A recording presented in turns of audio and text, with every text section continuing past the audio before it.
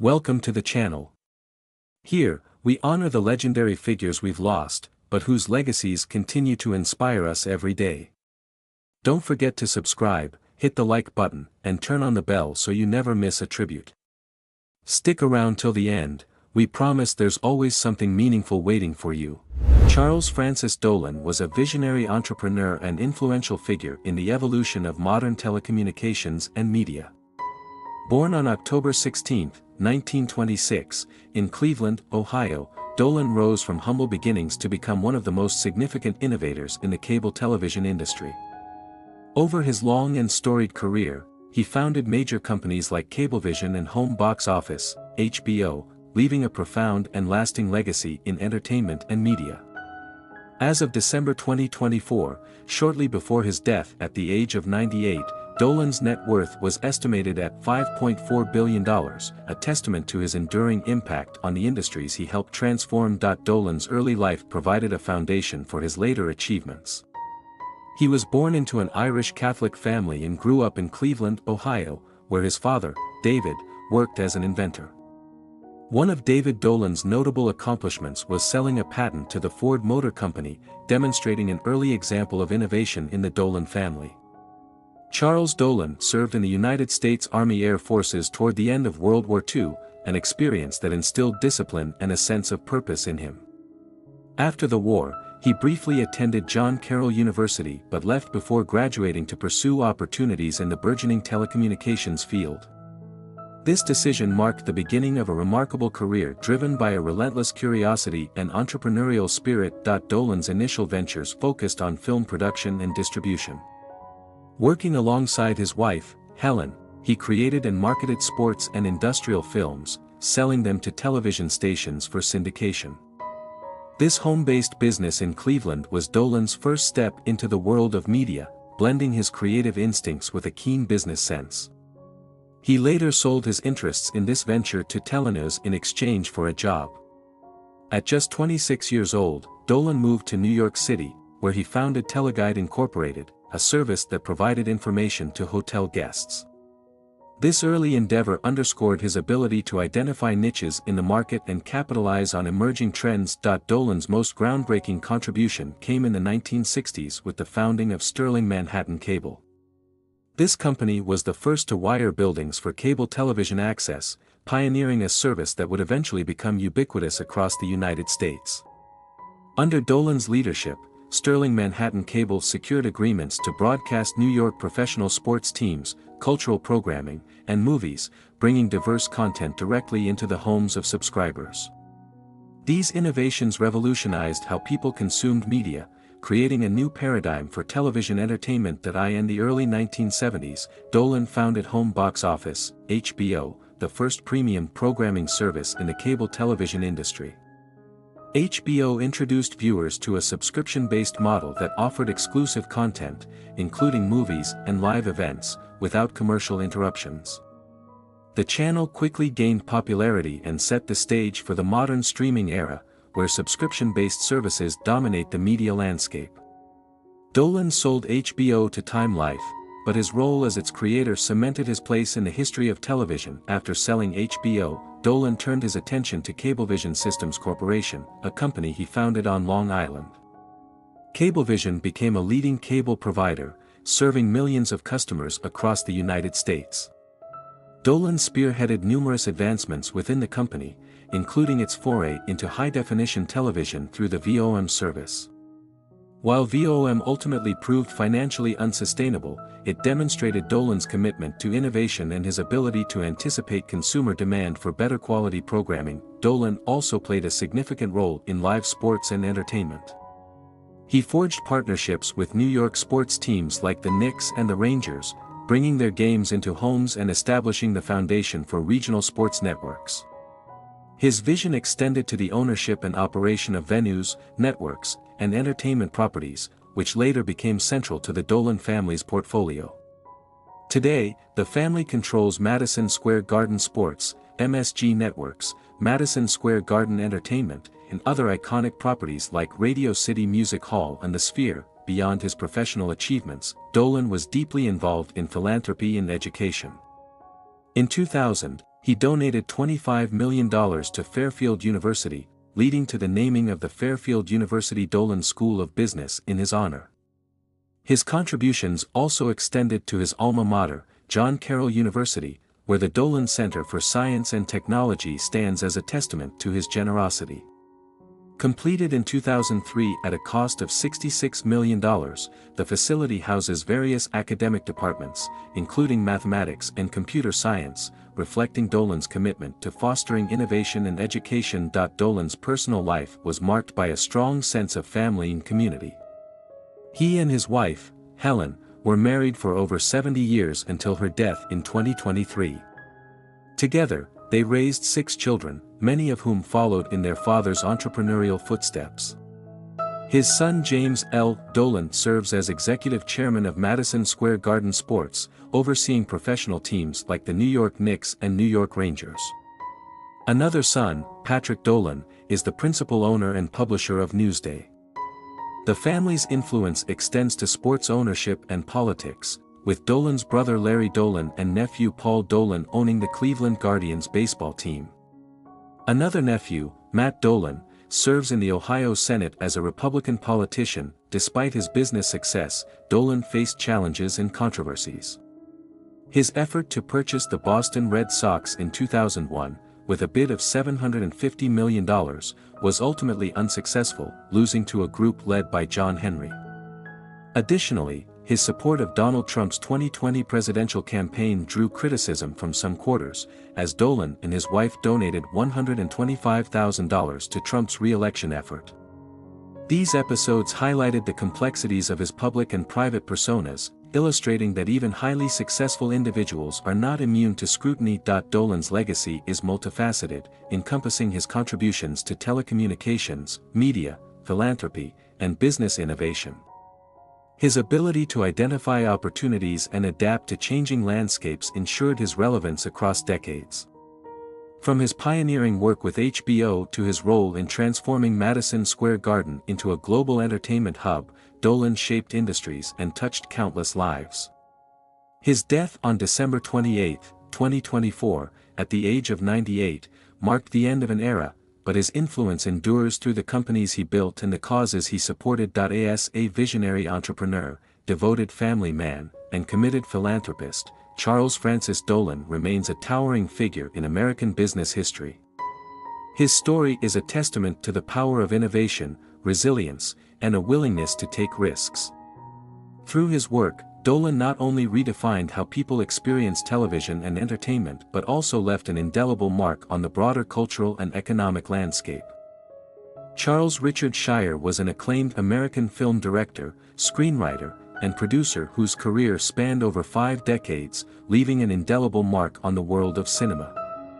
Born on October 11, 1941, in Los Angeles, Shire grew up surrounded by the magic of Hollywood. His father, Melville Shire, was a production executive, film director, and one of the founding members of the Directors Guild of America, while his mother, Lois Delaney, supported the family. Growing up in such an environment, Shire was naturally drawn to filmmaking, and this passion would guide him throughout his life. After attending UCLA, he joined the Directors Guild of America apprenticeship program, which allowed him to work as an assistant director, gaining valuable industry experience. However, his creative inclinations soon shifted toward writing, which would prove to be the cornerstone of his successful career. Shire's first foray into television came as an assistant to Gary Marshall and Jerry Belson, the creative minds behind The Odd Couple. His hard work and talent quickly earned him a promotion to head writer and associate producer on the popular series during the early 1970s. This experience gave Shire the skills and confidence to transition to feature films, where he began making significant contributions as a screenwriter. His first major writing credit was for Smokey and the Bandit, 1977, a Burt Reynolds starring action comedy that became a box office hit. The following year, he co-wrote Goin' South, directed by and starring Jack Nicholson. These early successes paved the way for his first Writers Guild of America nomination for the screenplay of House Calls, 1978, starring Walter Matthau and Glenda Jackson. In 1979, Shire teamed up with Nancy Myers and Harvey Miller to write and produce Private Benjamin, which would become a cultural phenomenon. Starring Goldie Hawn as Judy Benjamin, a pampered young woman who joins the army, the film shattered industry expectations that female-led comedies were box office poison. Private Benjamin was a massive success, grossing nearly $70 million domestically and over $100 million worldwide. The screenplay earned Shire, Myers, and Miller an Academy Award nomination for Best Original Screenplay and won them the Writers Guild of America Award for Best Original Comedy. The film also received several Golden Globe nominations, cementing Shire's reputation as a talented writer and producer. Shire made his directorial debut with Irreconcilable Differences, 1984, a film that explored the disintegration of a Hollywood couple's marriage and its impact on their young daughter, played by Drew Barrymore. The film was praised for its witty and sensitive approach, earning Golden Globe nominations for both Shelley Long and Barrymore. Shire's ability to balance humor with poignant themes became a hallmark of his work, and his directorial debut established him as a filmmaker capable of delivering both box office success and critical acclaim. In 1987, Shire directed Baby Boom, another comedy that resonated with audiences.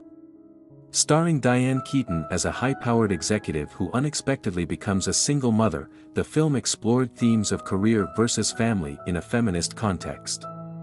Keaton's performance earned her a Golden Globe nomination, and the film was recognized as Best Motion Picture, Musical or Comedy. Shire's knack for creating relatable, character-driven stories made his films enduring favorites among viewers. The early 1990s marked another high point in Shire's career with the remake of Father of the Bride, 1991. Working alongside Nancy Meyers, Shire updated the 1950 Vincente Minnelli classic, adding contemporary humor and emotional depth. Steve Martin starred as George Banks, a father struggling to cope with his daughter's wedding and its financial toll. Diane Keaton, Kimberly Williams, and Martin Short delivered memorable performances, and the film was both a critical and commercial success. Shire and Myers collaborated on the sequel, Father of the Bride Part 2, 1995, which continued the Banks family's story.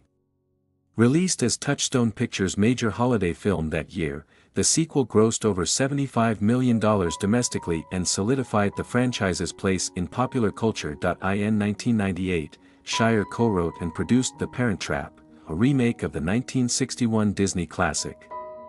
Directed by Nancy Meyers, the film starred Lindsay Lohan in her breakthrough role as twins separated at birth who reunite to bring their parents back together. The Parent Trap was another box office hit, earning over $65 million domestically and introducing a new generation to the beloved story. Shire's willingness to explore diverse genres led him to direct The Affair of the Necklace, 2001, a historical drama based on the true story of Jean de la Motte, whose actions contributed to the French Revolution. Starring Hilary Swank, Adrian Brody, and Simon Baker, the film was lauded for its sumptuous costumes and production design, earning an Academy Award nomination for costume designer Milena Canonero. In 2004, Shire directed a remake of Alfie, a modern reinterpretation of the 1966 film. Starring Jude Law, Susan Sarandon, and Sienna Miller, the film offered a fresh take on the story of a charming but emotionally detached man navigating love and relationships. Although Alfie received mixed reviews, it showcased Shire's ability to reimagine classic stories for contemporary audiences. Shire continued to explore new creative avenues in the following years. In 2012, he collaborated with jewelry designer Liv Ballard to create Yeri Aji Domani, Yesterday, Today and Tomorrow, an online fashion film that marked his first foray into commercial work. The project received multiple awards, including Best Fashion Online Advertisement and Best of Show at the Internet Advertising Competition. In 2022, Shire wrote and directed The Noel Diary, a Netflix holiday film starring Justin Hartley. The film combined romance and holiday charm, appealing to audiences looking for heartwarming stories. The following year, he co-wrote and produced another Netflix holiday movie, *Best Christmas Ever*, further cementing his role as a storyteller who could capture the spirit of the season. Throughout his career, Shire remained dedicated to creating films that entertained, inspired, and resonated with audiences.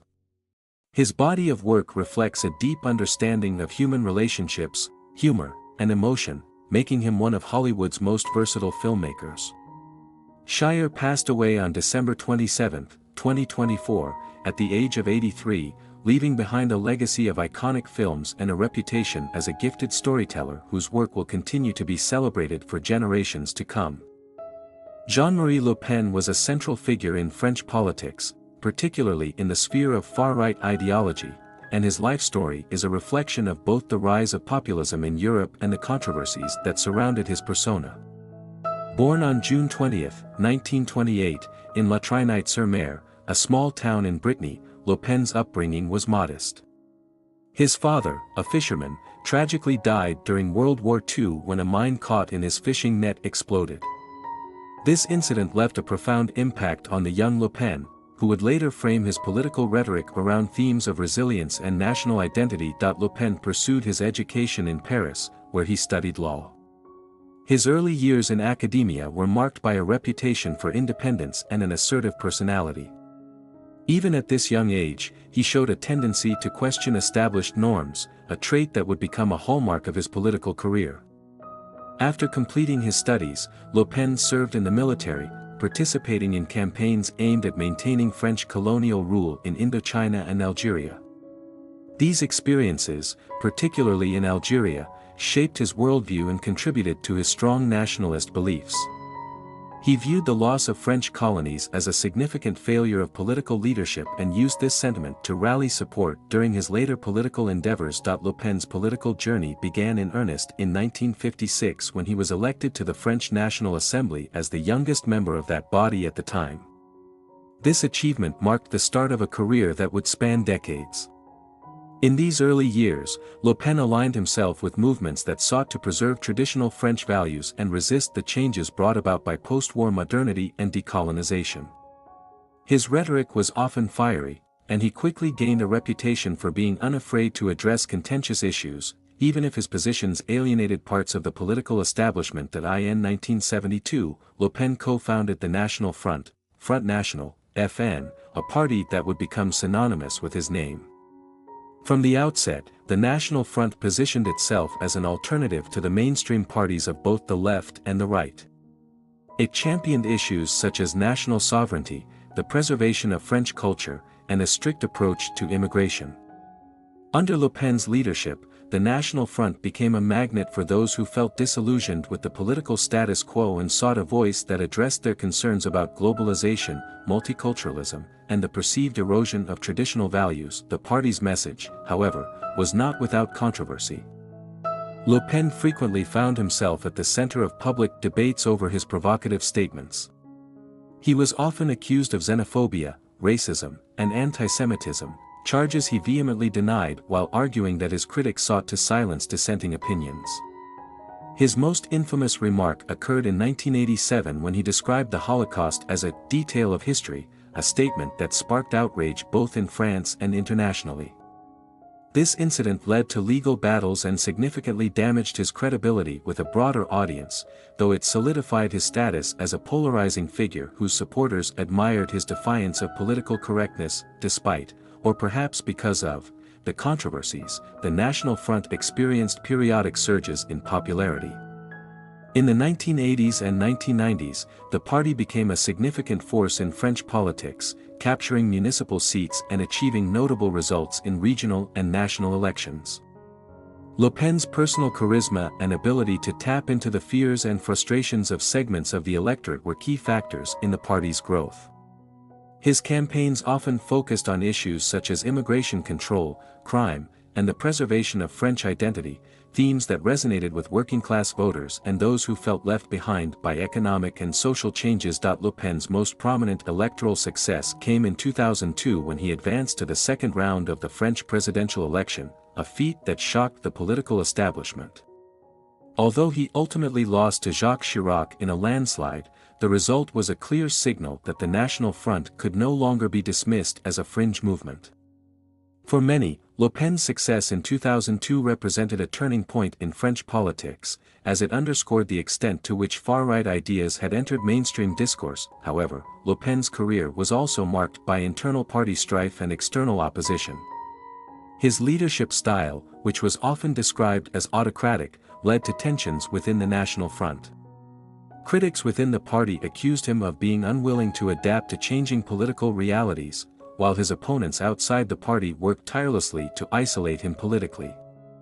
Despite these challenges, Le Pen remained a dominant figure in the National Front until 2011 when his daughter, Marine Le Pen, succeeded him as party leader. Marine Le Pen sought to modernize and rebrand the National Front, distancing it from some of the more controversial aspects of her father's tenure.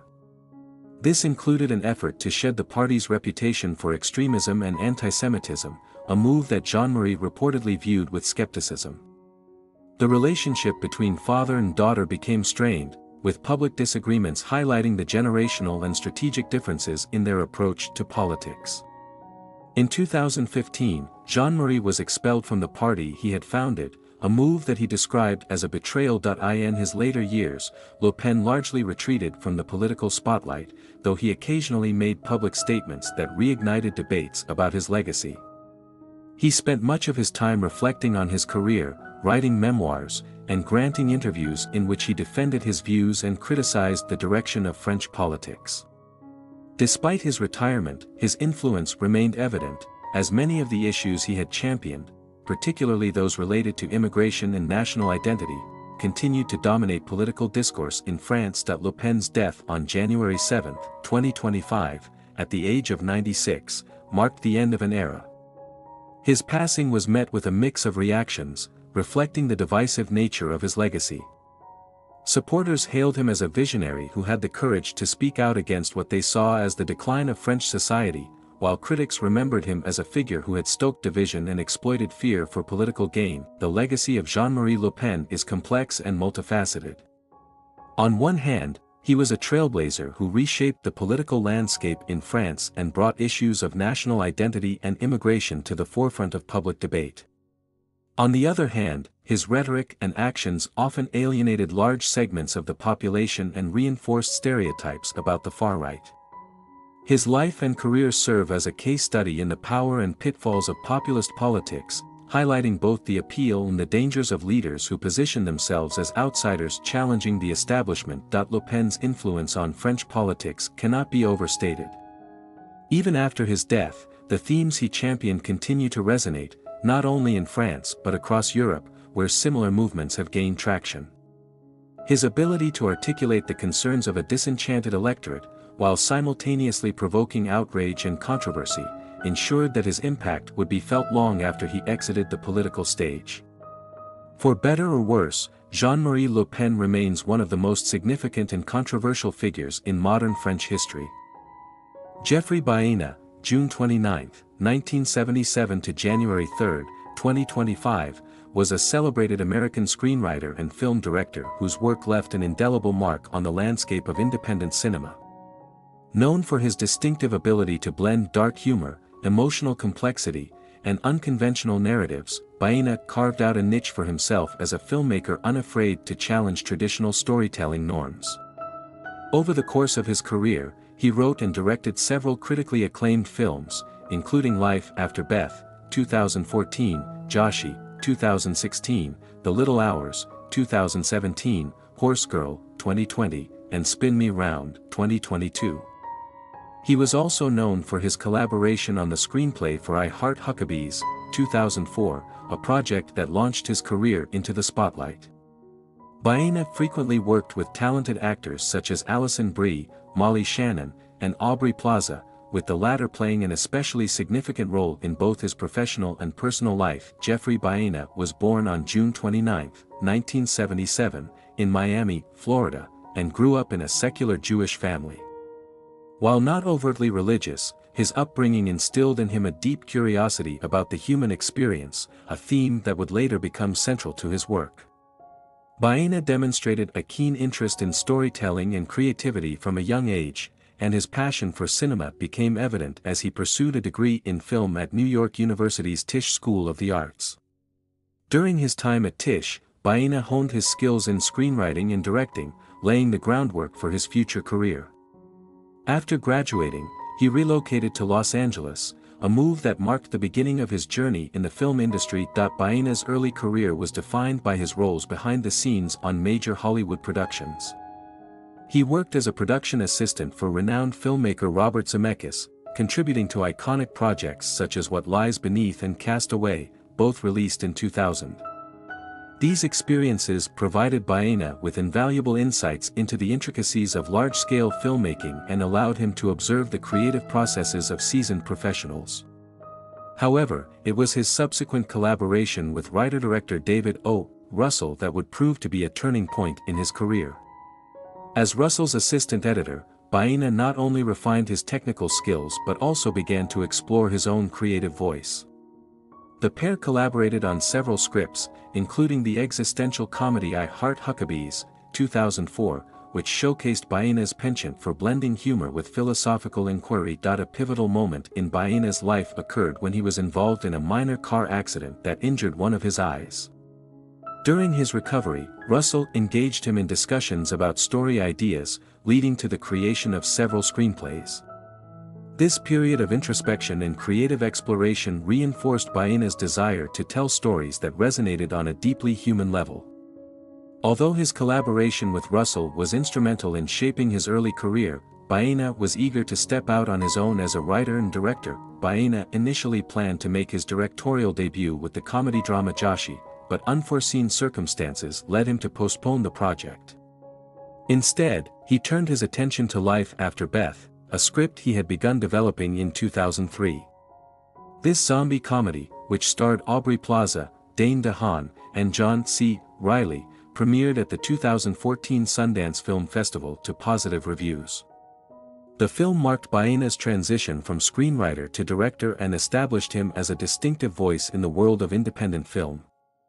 Critics praised Life After Beth for its unique blend of humor and horror, as well as its exploration of grief and relationships through a supernatural lens. In 2016, Baena revisited Joshi, which had initially been set aside, and successfully brought the project to fruition. Premiering at Sundance, the film was lauded for its heartfelt portrayal of friendship, loss, and resilience. The story follows a man reeling from personal tragedy who gathers his friends for a bachelor party that takes unexpected turns. Critics highlighted Baena's ability to balance dark humor with moments of genuine emotional depth, a hallmark of his directorial style. The ensemble cast, which included Thomas Middleditch, Adam Pally, and Jenny Slate, brought Baena's script to life with performances that resonated with audiences. Baena's third directorial feature, The Little Hours, 2017, demonstrated his willingness to experiment with bold and unconventional storytelling. Loosely inspired by Giovanni Boccaccio's The Decameron, the film is a raunchy comedy set in a medieval convent and features an ensemble cast that includes Alison Brie, Dave Franco, Kate Micucci, Aubrey Plaza, John C. Reilly, and Molly Shannon. The Little Hours received critical acclaim for its irreverent humor and inventive reimagining of historical tropes. Baena's direction and writing were praised for their fearless approach to blending modern sensibilities with period settings, resulting in a film that felt both fresh and timeless. Baena continued to collaborate with Alison Brie on two additional projects, Horse Girl, 2020, and Spin Me Round, 2022, both of which they co-wrote. Horse Girl is a psychological drama that delves into themes of mental health, isolation, and reality. The film, which premiered at the Sundance Film Festival, featured a tour-de-force performance by Brie, who brought nuance and vulnerability to her portrayal of a socially awkward woman grappling with unsettling experiences. Baena's direction was commended for its empathetic exploration of complex subject matter, further solidifying his reputation as a filmmaker with a unique voice. Spin Me Round *, a dark comedy set against the backdrop of a corporate retreat in Italy, showcased Baena's talent for balancing humor with character-driven storytelling. The film reunited him with Plaza and featured an ensemble cast that included Brie, Fred Armisen, and Debbie Ryan. Once again, Baena demonstrated his ability to craft narratives that defy conventional expectations, blending absurdity with heartfelt moments. In addition to his work in film, Baena ventured into television with the anthology series Cinema Toast, 2021. Created and executive produced by Baena, the series reinterpreted public domain footage to create modern stories. Both Baena and Plaza wrote and directed episodes for the series, further showcasing their creative synergy and shared vision. On a personal level, Baena was deeply connected to his collaborators, particularly Aubrey Plaza, whom he began dating in 2011. Their relationship evolved into a creative partnership, with Plaza starring in several of Baena's films and contributing to projects as a writer and director. In 2021, the couple celebrated their 10-year anniversary by marrying in an intimate backyard ceremony. Their bond was characterized by mutual respect and a shared passion for storytelling. Tragically, on January 3, 2025, Jeffrey Baena's life came to an untimely end. His body was discovered at his Los Angeles home by his assistant, and he was pronounced dead at the scene. The Los Angeles County Medical Examiner later confirmed that Baena died by suicide at the age of 47. His passing left a void in the film community, with friends, colleagues, and fans mourning the loss of a talented artist whose work had touched so many lives. Baena's legacy is one of creativity, courage, and authenticity. Through his films, he explored the intricacies of human relationships, the absurdities of life, and the depths of emotion. His unique ability to weave humor into even the darkest of stories set him apart as a filmmaker with a rare and valuable perspective. Though his career was tragically cut short, Baena's contributions to cinema continue to inspire and resonate, ensuring that his voice will not be forgotten. Vin Diesel, born Mark Sinclair on July 18, 1967, in Alameda County, California, is one of Hollywood's most recognizable actors and action stars. Known for his deep, gravelly voice and muscular physique, Diesel has built a career that spans acting, producing, and directing. He rose to international fame as Dominic Toretto in the Fast and Furious franchise, a series of films that has become one of the most successful movie franchises in history. With a career spanning decades, Diesel has cultivated a persona that combines raw physicality with a surprising sensitivity, making him a beloved figure in the entertainment industry. Diesel was raised in New York City by his mother, Delora Shirlene Vincent, an astrologer and psychologist, and his adoptive father, Irving Vincent, who worked in theater as an acting instructor and theater manager. His biological father remains unknown, though Diesel has described himself as being of ambiguous ethnicity.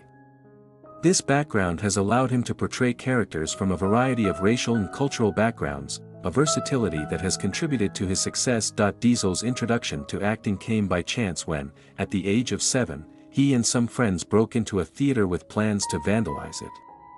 Instead of punishing them, the theater's artistic director offered them roles in a play. This experience sparked Diesel's love for acting, and he began performing in theater productions throughout his childhood and teenage years. By the time he was in high school, Diesel was deeply immersed in the performing arts, balancing his love of acting with a burgeoning interest in fitness and bodybuilding. After high school, Diesel briefly attended Hunter College in New York City, where he studied creative writing. This interest in storytelling would later influence his approach to filmmaking, as he became not just an actor but also a producer and director. However, his time in college was short-lived, and Diesel left to pursue acting full-time.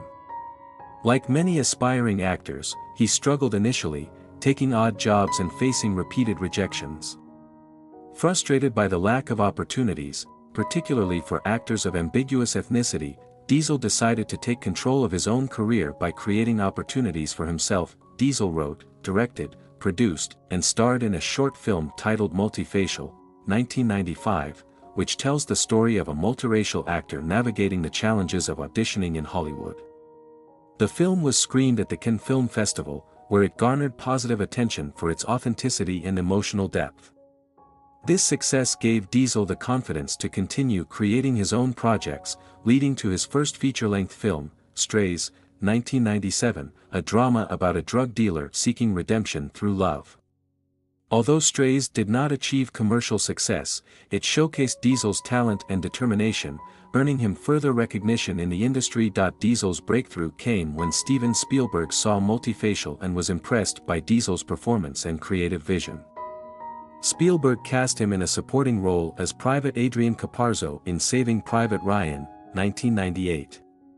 This role not only introduced Diesel to a global audience but also demonstrated his ability to hold his own alongside established actors like Tom Hanks and Matt Damon.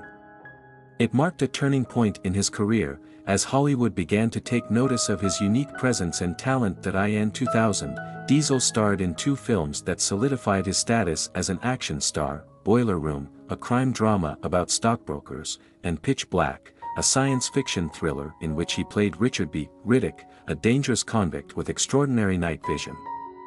The latter film became a cult hit and spawned a franchise, including The Chronicles of Riddick, 2004, and Riddick, 2013. Diesel's portrayal of Riddick showcased his ability to combine physical intensity with complex character development, earning him a dedicated fan base. The role that truly defined Diesel's career came in 2001 when he starred as Dominic Toretto in The Fast and the Furious. The film, which centered around illegal street racing and high-octane heists, was an unexpected box office success. Diesel's portrayal of Toretto, a charismatic and loyal leader with a strong sense of family, resonated with audiences worldwide. His chemistry with co-star Paul Walker, who played Brian O'Connor, became a cornerstone of the franchise. Over the years, Diesel has reprised his role as Toretto in numerous sequels, helping to transform the Fast and Furious series into a global phenomenon. Diesel's involvement with the franchise extends beyond acting. He has served as a producer on several installments, playing a key role in shaping the direction of the series. Under his influence, the films have evolved from street racing dramas to international action spectacles, featuring elaborate stunts, diverse casts, and themes of family and loyalty. Despite occasional controversies and on-set conflicts, Diesel has remained the face of the franchise, embodying its heart and soul. Outside of Fast and Furious, Diesel has explored a variety of roles and genres. He voiced the titular character in the animated film The Iron Giant, 1999, a critically acclaimed story about friendship and sacrifice. His deep, resonant voice brought an emotional depth to the character, earning him praise for his performance. Diesel has also lent his voice to Groot, the beloved tree-like character in the Marvel Cinematic Universe's Guardians of the Galaxy series. Despite only saying 3 words, "I am Groot," Diesel's performance captures a wide range of emotions, showcasing his versatility as an actor. Diesel has appeared in other action films, such as XXX, 2002, and its sequels, where he played Xander Cage, an extreme sports enthusiast turned government agent. He also starred in The Last Witch Hunter, 2015, a fantasy adventure that he co-produced, and Bloodshot, 2020, a superhero film based on the Valiant Comics character. While these films received mixed reviews, they reinforced Diesel's status as a bankable action star with a loyal fan base. Diesel's success extends beyond acting. He founded One Race Films, a production company through which he has produced many of his films. He also launched a record label, Racetrack Records, and a video game company, Tigan Studios, which developed games such as The Chronicles of Riddick, Escape from Butcher Bay. These ventures reflect Diesel's entrepreneurial spirit and his desire to explore creative opportunities beyond the screen. Throughout his career, Diesel has been open about the importance of family, both in his personal life and his work. He has 3 children with his partner, model Paloma Jimenez, and often shares glimpses of his family life on social media. The theme of family is central to the Fast and Furious franchise, and Diesel has credited his own experiences with shaping his portrayal of Dominic Toretto. He was particularly close to his co-star Paul Walker, whose death in 2013 deeply affected him. Diesel has honored Walker's memory by dedicating films and performances to him, ensuring that his legacy lives on through their shared work. Diesel's contributions to the entertainment industry have earned him numerous accolades, including an MTV Movie Award, a People's Choice Award, and a star on the Hollywood Walk of Fame. Despite occasional criticism of his acting range, Diesel remains one of Hollywood's most enduring and recognizable stars, known for his dedication, charisma, and ability to connect with audiences around the world. As of 2024, Diesel continues to expand his creative pursuits. He remains at the forefront of the Fast and Furious franchise, which shows no signs of slowing down, and is involved in various projects as an actor, producer, and voice artist. His journey from a struggling actor to a global superstar is a testament to his resilience, talent, and unwavering belief in himself. Vin Diesel's legacy is one of determination and versatility, and his impact on the film industry will be felt for years to come. Thank you for watching. We hope this tribute helped keep the memory of these legends alive. Don't forget to like, subscribe, and hit the bell for more stories. Until next time, take care and keep their legacies in your heart.